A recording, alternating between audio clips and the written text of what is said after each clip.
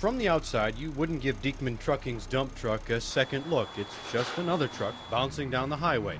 That is, until you get to know the company's driver, Troy Bellinger. Can't throw football, can't throw baseball, and my handwriting is very bad. He can drive a truck, although in a way you might not expect.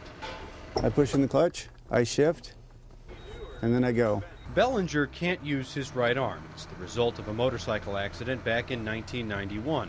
After 3 years, he went back to work in a pallet factory at IBP and then for a construction company, driving trucks on job sites. Dump truck, water truck, semi, flat truck, a roll boy, and a uke.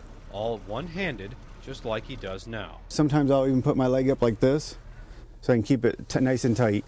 And then I'll shift to another gear, but my arm's always on here. He now works for his sister. She started Diekman Trucking after losing her job when the economy tanked. I lost my job at Bridgestone Bandag because the jobs went south, so I thought I would go ahead and start a trucking company and help my brother with a job because he was looking for a job as well. Her company delivers golf sand, pig iron, and lime. To drive for her, Bellinger needed a special certificate from the government.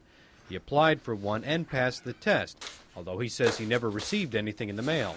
So he's been driving for his sister, always thinking he was completely legal. That's what I thought until I get this paper. The government is revoking his certificate and denying his renewal application because Bellinger's required to drive an automatic transmission truck and wear a prosthesis for his right arm. He's done neither. Because I still have my original arm. So I don't understand why I would need a prosthetic arm when I already have one for one.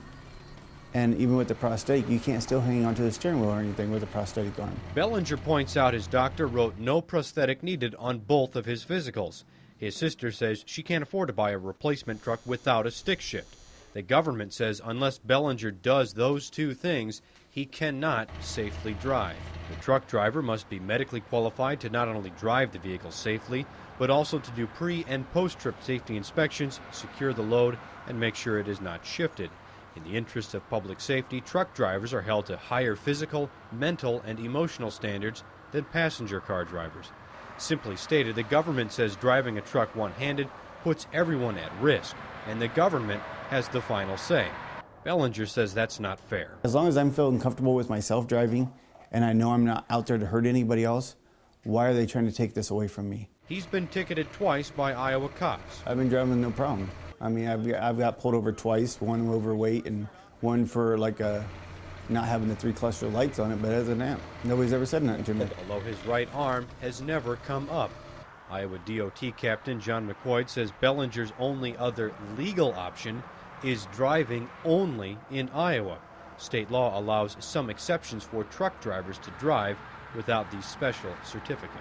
You can see how some people might look at this and go, well, that seems dangerous. Yeah, because they're not used to doing things one-handed. And that's the biggest thing it is. Nobody's used to doing things one-handed like I am. His ability to adapt versus the government's safety concerns. Bellinger will have to choose which route is easier to keep driving. In Muscatine, Mark Stevens, KWQC, TV6 News.